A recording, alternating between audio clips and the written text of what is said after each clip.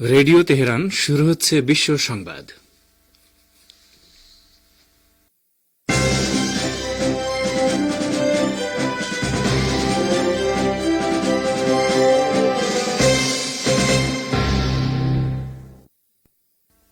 প্রথমেই সংবাদ শিরোনাম।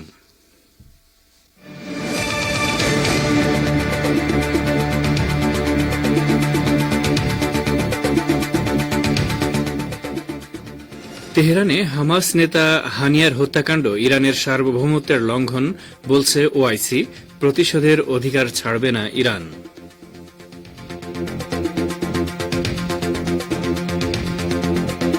হানিয়ার হত্যাকাণ্ডের জবাবে ইরান অবশ্যই পাল্টা হামলা চালাবে, ভীত হয়ে পড়েছে হাইফা বন্দর এলাকার ইহুদিবাদীরা।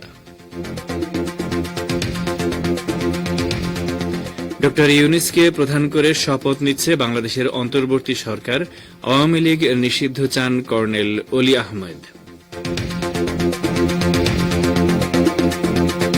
এবং শেখ হাসিনার মতো ভারতের জনগণ নরেন্দ্র মোদীকে উৎখাত করবে, কংগ্রেস নেতা সজ্জন সিং ভার্মার হুঁশিয়ারি।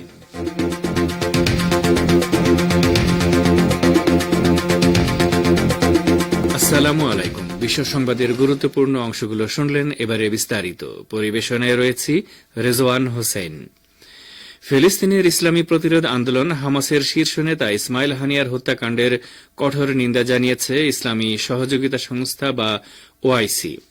সংস্থাটি বলেছে, ইরানের রাজধানী তেহরানে এই হত্যাকাণ্ড সংঘটিত করার মধ্য দিয়ে ইহুদিবাদী ইসরায়েল তার অপরাধ ও নৃশংসতা নতুন করে তুলে ধরেছে। গতকাল সৌদি আরবের বন্দরনগরী জেদ্দায় ৫৭ জাতির বিশেষ অধিবেশনের পর এক বিবৃতিতে এসব কথা বলেছে ওআইসি। এতে বলা হয়েছে, অবৈধ দখলদার ইহুদিবাদী ইসরায়েল ইসমাইল হানিয়ার ঘৃণ্য হত্যাকাণ্ডের জন্য সম্পূর্ণভাবে দায়ী। সংস্থার বিবৃতিতে হুঁশিয়ারি উচ্চারণ করে বলা হয়েছে, দখলদার ইসরায়েলের চলমান অপরাধযজ্ঞের কারণে আঞ্চলিক নিরাপত্তা ও স্থিতিশীলতা হুমকির মুখে। এর বিরুদ্ধে ব্যবস্থা নিতে জাতিসংঘ নিরাপত্তা পরিষদকে অনুরোধ করেছে ওআইসি। একই ধরনের বক্তব্য দিয়েছেন সৌদি আরবের উপ পররাষ্ট্রমন্ত্রী ওয়ালিদ আল খেরেজি। তিনি বলেন, হানিয়ার হত্যাকাণ্ড ইরানের সার্বভৌমত্বের সুস্পষ্ট লঙ্ঘন। ইসলামী প্রজাতন্ত্র ইরানের প্রেসিডেন্ট মাসুদ পেজেশকিয়ান বলেছেন, তেহরানে ফিলিস্তিনের ইসলামী প্রতিরোধ আন্দোলন হামাসের শীর্ষ নেতা ইসমাইল হানিয়ার হত্যাকাণ্ডের প্রতিশোধ নেয়ার অধিকার ছাড়বে না ইরান। ফ্রান্সের প্রেসিডেন্ট ইমানুয়েল ম্যাক্রনের সাথে ফোনালাপে একথা বলেছেন প্রেসিডেন্ট মাসুদ পেজেশকিয়ান। গত সপ্তাহের এই ফোনালাপে ফরাসি প্রেসিডেন্ট ইসমাইল হানিয়া হত্যাকাণ্ডের ঘটনায় ইরানকে ধৈর্য ধারণ করার অনুরোধ করেন। জবাবে ইরানের প্রেসিডেন্ট বলেন, তেহরান সবসময় আঞ্চলিক শান্তি, স্থিতিশীলতা ও নিরাপত্তা প্রতিষ্ঠায় গুরুত্বপূর্ণ ভূমিকা পালন করেছে। একই সাথে বৈশ্বিক উত্তেজনা, নিরাপত্তাহীনতা এবং যুদ্ধ ঠেকাতে ইরান কাজ করেছে।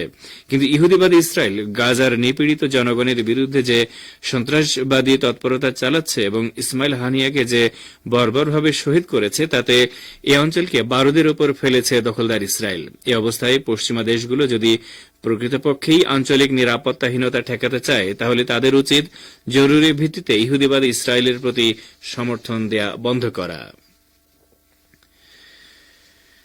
ইসলামী প্রজাতন্ত্র ইরানের ভারপ্রাপ্ত পররাষ্ট্রমন্ত্রী আলী বাকেরি কানি সুস্পষ্ট করে আবারও বলেছেন, হামাস নেতা ইসমাইল হানিয়াকে তেহরানে হত্যার পর ইহুদিবাদী ইসরায়েলের বিরুদ্ধে পাল্টা হামলা করা ছাড়া ইরানের সামনে কোনো বিকল্প নেই। তিনি বলেছেন, জাতিসংঘ নিরাপত্তা পরিষদের নিষ্ক্রিয়তার সুযোগ নিয়ে ইহুদিবাদী ইসরায়েল যাতে ইরানের বিরুদ্ধে আর হামলা করতে না পারে, সেজন্য এই পদক্ষেপ নেওয়া জরুরি। গতকাল সৌদি আরবের বন্দরনগরী জেদ্দায় ইসলামী সহযোগিতা সংস্থা বা ওআইসির পররাষ্ট্রমন্ত্রীদের বিশেষ জরুরি বৈঠকে আলী বাকেরি কানি এসব কথা বলেন। তিনি বলেন, আন্তর্জাতিক আইন কানুন লঙ্ঘন করে ইহুদিবাদী ইসরায়েল ইরানের বিরুদ্ধে যে আগ্রাসন চালিয়েছে, সে ব্যাপারে জাতিসংঘ নিরাপত্তা পরিষদ নিষ্ক্রিয় থাকায় ইরানকে এখন তার সহজাত অধিকার প্রয়োগ করতে হবে। এছাড়া ইরানের সামনে দ্বিতীয় পথ খোলা নেই। ইরানি পররাষ্ট্রমন্ত্রী আরও বলেন, গত কয়েক মাস ধরে অবরুদ্ধ গাজা উপত্যকায় ইসরায়েল গণহত্যা চালাচ্ছে এবং হামাস নেতা ইসমাইল হানিয়ার উপর গুপ্ত হত্যা চালিয়েছে। এগুলো ইহুদিবাদী ইসরায়েলের আঞ্চলিক এবং বিশ্বব্যাপী সন্ত্রাসবাদের পরিষ্কার উদাহরণ। এদিকে ইহুদিবাদী ইসরায়েলের হাইফা বন্দরে ইসলামী প্রজাতন্ত্র ইরান এবং লেবাননের হিজবুল্লাহ যোদ্ধারা হামলা চালাতে পারে বলে ভীতি ছড়িয়ে পড়েছে। হামাস নেতা ইসমাইল হানিয়াকে ইরানে শহীদ করার পর এই ভীতি ছড়িয়ে পড়েছে ইসরায়েলিদের মধ্যে। ইসরায়েলের প্রভাবশালী দৈনিক পত্রিকা হারেটস গতকাল এক প্রতিবেদনে বলেছে, হাইফা এলাকায় বসবাসরত ইহুদিবাদীদের মনে মারাত্মক রকম ভীতি ছড়িয়ে পড়েছে যে ওই এলাকায় অবস্থিত পেট্রোকেমিক্যাল কারখানাগুলোতে হিজবুল্লাহ এবং ইরান হামলা চালাতে পারে। এসব পেট্রোকেমিক্যাল কারখানায় বিপুল পরিমাণে দাহ্য পদার্থ রয়েছে। এই দুশ্চিন্তা হাইফা এলাকায় বসবাসরত ইসরায়েলিদের রাতের ঘুম কেড়ে নিয়েছে। হাইফা এলাকায় বসবাসরত এক ব্যক্তি হারেটস পত্রিকাকে বলেছে, আমরা বিস্ফোরকের ব্যারেলের উপর বসে আছি এবং কি ঘটতে যাচ্ছে তা নিয়ে আমরা খুবই ভীত সন্ত্রস্ত।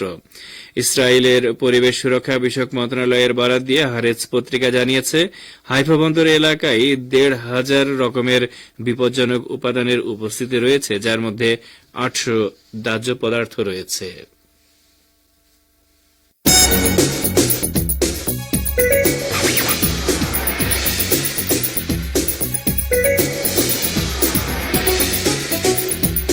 রেডিও তেহরান, খবরের সঙ্গে 24 ঘন্টা। ভিজিট করুন আমাদের ওয়েবসাইট parstoday.ir/dn।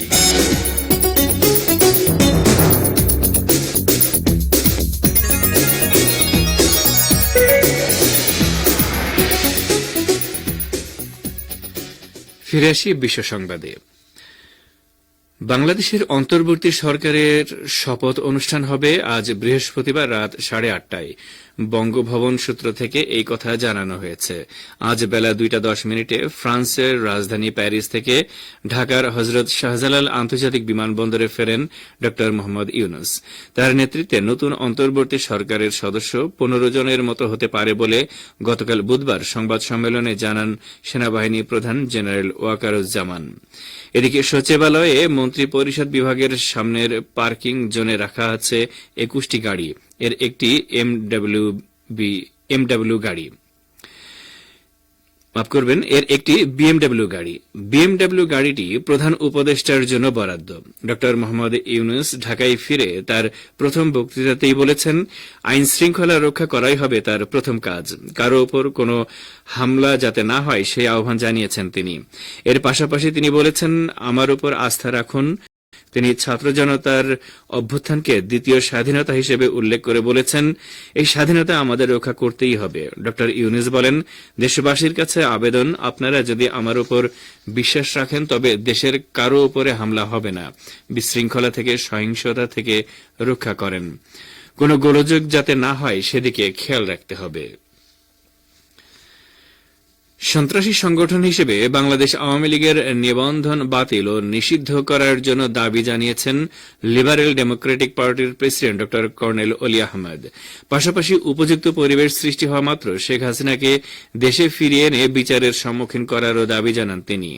আজ সকালে রাজধানীর মগবাজারস্থ এলডিপির কেন্দ্রীয় কার্যালয়ে এক সংবাদ সম্মেলনে তিনি এই দাবি জানান। অলি আহমেদ বলেন, স্বৈরাচারের পতনের পর জাতি, ধর্ম, বর্ণ, রাজনৈতিক পরিচয় নির্বিশেষে সকলের ঐক্যবদ্ধ হওয়ার সময় এসেছে। স্বৈরাচারী ও সন্ত্রাসী সংগঠন হিসেবে আওয়ামী লীগের নিবন্ধন বাতিল ও নিষিদ্ধ করতে হবে। তিনি বলেন, ছাত্র জনতার আন্দোলনে যারা শহীদ হয়েছেন, আহত হয়েছেন, তাদের এবং তাদের পরিবারের ক্ষতিপূরণ, পুনর্বাসন ও সুচিকিৎসার ব্যবস্থা করতে হবে। আর সংযুক্ত আরব আমিরাত, সৌদি আরব, সিঙ্গাপুর সহ বিভিন্ন রাষ্ট্রের সাজাপ্রাপ্ত ও বহিষ্কৃত বাংলাদেশিদের মুক্তি ও পুনঃনিয়োগ বা পুনর্বাসনের ব্যবস্থা নিতে হবে। কর্নেল অলি বলেন, 2009 সাল থেকে যারা উপযুক্ত প্রমাণাদি ছাড়াই রাজনৈতিক প্রতিহিংসার শিকার হয়েছেন তাদের বিরুদ্ধে সকল মিথ্যা মামলা তুলে নিতে হবে এবং যারা গ্রেফতার ও বন্দী হয়েছেন তাদের অবিলম্বে মুক্তির ব্যবস্থা করতে হবে। সাবেক সংসদ সদস্য এম ইলিয়াস আলী সহ সরকার কর্তৃক অপহৃত, নিহত ও গুম করা ব্যক্তিদের তালিকা তৈরি করে বিচার নিশ্চিত করতে হবে। এজন্য স্বতন্ত্র তদন্ত কমিশন গঠন করতে হবে। আপনারা বিশ্ব সংবাদ শুনছেন রেডিও তেহরান থেকে, আর প্রচারিত হচ্ছে শর্টওয়েভ 25 মিটার ব্যান্ডে। বাংলাদেশের সাবেক প্রধানমন্ত্রী শেখ হাসিনার মতো ভারতের জনগণ একদিন নরেন্দ্র মোদীকে উৎখাত করবে বলে মন্তব্য করেছেন মধ্যপ্রদেশের কংগ্রেস পার্টির নেতা সজ্জন সিং ভার্মা। ভারতীয় গণমাধ্যম হিন্দুস্তান টাইমসের খবরে বলা হয়েছে, সোমবার শেখ হাসিনা প্রধানমন্ত্রীর পদ থেকে পদত্যাগ করে দেশ ছেড়ে পালিয়ে দিল্লিতে যাওয়ার পরপরই এমন মন্তব্য করেছেন কংগ্রেসের ওই নেতা। ভারতের প্রধানমন্ত্রী নরেন্দ্র মোদীর ভুল নীতির কারণে দেশটির জনতা একদিন তার সরকারি বাসভবন দখলে নিতে পারে বলেও মন্তব্য করেছেন ওই নেতা। তার এই বক্তব্য নিয়ে রাজনৈতিক মহলে সমালোচনার ঝড় শুরু হয়েছে। ইন্দোর মিউনিসিপ্যাল কর্পোরেশনে কথিত কেলেঙ্কারির বিরুদ্ধে বক্তৃতা করার সময় ভারতীয় টিভি চ্যানেলগুলোকে উদ্ধৃত করে বাংলাদেশে ভুল নীতির কারণে ক্ষমতাচ্যুত হাসিনার প্রসঙ্গ টেনে ভার্মা বলেছেন, বাংলাদেশে ভুল নীতির কারণে হাসিনাকে উৎখাত করেছে সেখানকার জনগণ। তারা প্রধানমন্ত্রীর বাসভবনে প্রবেশ করে তা দখলে নিয়েছে। এ সময় তিনি ভারতের প্রধানমন্ত্রী মোদীকে সতর্ক করে বলেছেন, নরেন্দ্র মোদীজি মনে রাখবেন, আপনার ভুল নীতির কারণে একদিন ভারতের জনগণ আপনার বাসভবনে প্রবেশ করবে। জাতিসংঘে ইসলামী প্রজাতন্ত্র ইরানের স্থায়ী মিশন বলেছে, তেহরানের বিরুদ্ধে সন্ত্রাসবাদী আগ্রাসন এবং হামাস নেতা ইসমাইল হানিয়াকে গুপ্ত হত্যার জন্য ইহুদিবাদী ইসরায়েলকে অনুতপ্ত করতে চায় ইরান। ইহুদিবাদী ইসরায়েলের সাথে হামাসের যুদ্ধবিরতির চুক্তি আসন্ন এবং এই চুক্তির পর ইরান ইসমাইল হানিয়ার হত্যার প্রতিশোধ নেওয়া থেকে বিরত থাকবে কিনা এমন প্রশ্নের জবাবে স্থায়ী মিশন এই ঘোষণা দিয়েছে। মিশন বলেছে, তারা একই সাথে দুটি অগ্রাধিকারকে সামনে রেখে কাজ করছে। ইরান প্রথমত চাইছে গাজা উপত্যকায় একটি স্থায়ী যুদ্ধবিরতি এবং দখলদারের সম্পূর্ণ প্রত্যাহার। দ্বিতীয়ত, ইরান হামাস নেতা ইসমাইল হানিয়ার গুপ্ত হত্যার জন্য আগ্রাসী ইসরায়েলকে শাস্তি দিতে চায়। একই ধরনের কথা বলেছেন ইরানের ভারপ্রাপ্ত পররাষ্ট্রমন্ত্রী আলী বাকেরি কানি। তিনি গতকাল বলেছেন, ইসলামী প্রজাতন্ত্র ইরান ইহুদিবাদী ইসরায়েলের এই অপরাধযজ্ঞের প্রতিশোধ নিতে দৃঢ় প্রতিজ্ঞ। তিনি বলেন, ইসমাইল হানিয়ার শাহাদাতের ঘটনায় পাল্টা হামলা চালানো ছাড়া ইরানের সামনে বিকল্প নেই। ইসলামী প্রজাতন্ত্র ইরানের পররাষ্ট্র মন্ত্রণালয়ের মুখপাত্র নাসের কানানি বলেছেন, একমাত্র চূড়ান্ত ব্যবস্থা ইহুদিবাদী ইসরায়েলকে আন্তর্জাতিক আইন মেনে চলতে বাধ্য করতে পারে। একই সাথে তিনি হামাস নেতা ইসমাইল হানিয়া ঘৃণ্য ও ভয়াবহ হত্যাকাণ্ডের নিন্দা জানান। ইসরায়েলের চরম উগ্রবাদী অর্থমন্ত্রী বিজালেল স্মোট্রিচ সম্প্রতি 20 লাখ ফিলিস্তিনিকে না খেয়ে মারার পক্ষে সাফাই গিয়েছেন বলেও তার কঠোর নিন্দা জানান ইরানের পররাষ্ট্র মন্ত্রণালয়ের মুখপাত্র। তিনি বলেন, ইহুদিবাদী অপরাধী চক্রের এই সদস্যের বিবৃতিগুলো এক ধরনের প্রকাশ্য ঘোষণা এবং স্বীকারোক্তি মাত্র। আজ সামাজিক মাধ্যম এক্স পেজে দেয়া এক পোস্টে তিনি এসব কথা বলেন। নাসের কানানি বলেন, ইহুদিবাদী ইসরায়েলিদের ঘৃণ্য অপরাধ এবং হত্যাযজ্ঞের কোনো সীমা নেই। বেজালালের এই বক্তব্যের জন্য তার বিরুদ্ধে আন্তর্জাতিক ব্যবস্থা গ্রহণ করা উচিত। আর এর সাথে শেষ করছি রেডিও তেহরান থেকে আপাতত বিশ্ব সংবাদ।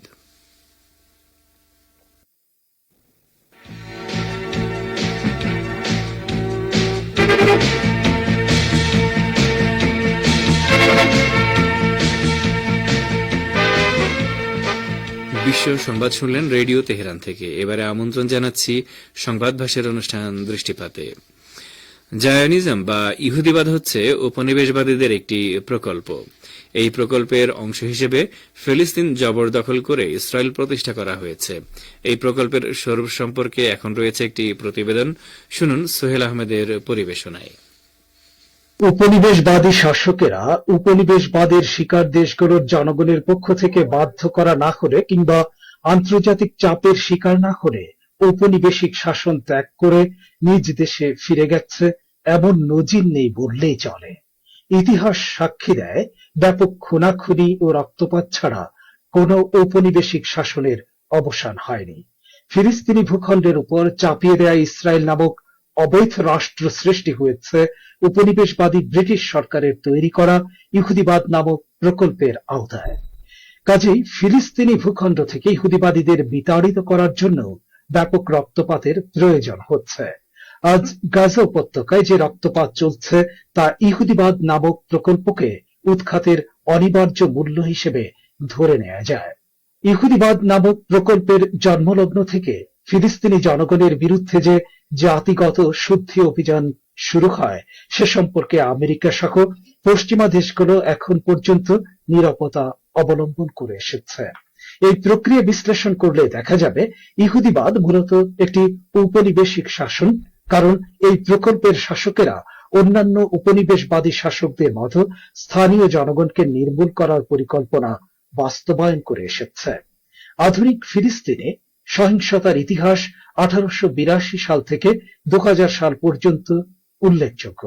1882 সালে ইহুদিবাদী অভিবাসীদের প্রথম দলটি ফিলিস্তিনে পৌঁছায়। ওই একবারই তারা সহিংস আচরণ ছাড়ায় ফিলিস্তিন অনুপ্রবেশ করে। এরপর ইহুদিবাদীরা সহিংস আচরণের মাধ্যমে ফিলিস্তিনে আসতে থাকে এবং তাদের এই সহিংসতা ছিল পূর্ব পরিকল্পিত। ইহুদিবাদীরা ফিলিস্তিনে আসার আগেই স্থানীয় জনগণের বিরুদ্ধে জাতিগত শুদ্ধি অভিযানের পরিকল্পনা এবং তা বাস্তবায়নের মহড়া দিয়ে এসেছিল। 1920 সালের মাঝামাঝি সময়ে ব্রিটিশ সরকারের সহযোগিতায় ইহুদিবাদীরা ফিলিস্তিনের 11টি গ্রামের অধিবাসীদের কচুকাটা করে সেগুলোর উপর পূর্ণ নিয়ন্ত্রণ প্রতিষ্ঠা করে। বিশ্বের ইতিহাসে সেটি ছিল একটি জনগোষ্ঠীর মালিকানায় থাকা ভূখণ্ডকে প্রকৃত মালিকদের কাছ থেকে জোর করে কেড়ে নেয়ার প্রথম পদ্ধতিগত সহিংস প্রকল্প। ভূখণ্ডের মালিকানা গ্রহণের পাশাপাশি ফিলিস্তিনি জনগণের ব্যবসা প্রতিষ্ঠানও একের পর এক কেড়ে নিতে থাকে ইহুদিবাদীরা। ইহুদিবাদীদের অত্যাচারে জর্জরিত হয়ে সহায় সম্বল হারিয়ে ফিলিস্তিনি জনগণ আশেপাশের দেশগুলোতে আশ্রয় নিতে থাকে। কিন্তু ওইসব দেশের পক্ষে বিপুল সংখ্যক ফিলিস্তিনি জনগণের জন্য স্বাভাবিক ও সচ্ছল জীবন উপহার দেয়া সম্ভব ছিল না। ফিলিস্তিনি জনগণের সঙ্গে ইহুদিবাদীদের এই সহিংস আচরণ বিনা বাধায় চলতে থাকে। কিন্তু 1929 সালে প্রথমবারের মতো ফিলিস্তিনিরা সহিংস উপায়ে ইহুদিবাদীদের জবাব দেয়। ওই বছর আল-আকসা মসজিদ কমপ্লেক্সে একটি ইহুদি মন্দির নির্মাণের পরিকল্পনা হাতে নেয় ইহুদিবাদীরা। কিন্তু ফিলিস্তিনিরা এবার মুখ বুঝে সহ্য করেনি, বরং তারা সহিংস উপায়ে ওই পরিকল্পনার বিরোধিতা করে। ফিলিস্তিনিদের এই প্রত্যুত্তর পূর্ব পরিকল্পিত বা সমন্বিত ছিল না।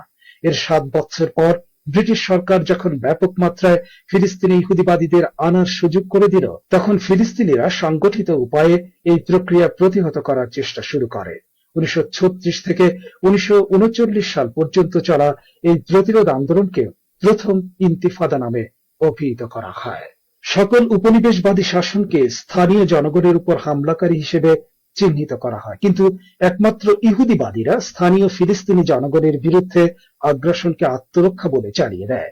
তারা নিজেদের আগ্রাসী তৎপরতাকে আত্মরক্ষা এবং ফিলিস্তিনি জনগণের আত্মরক্ষামূলক হামলাকে সন্ত্রাসবাদ বলে প্রতিষ্ঠিত করে দিয়েছে।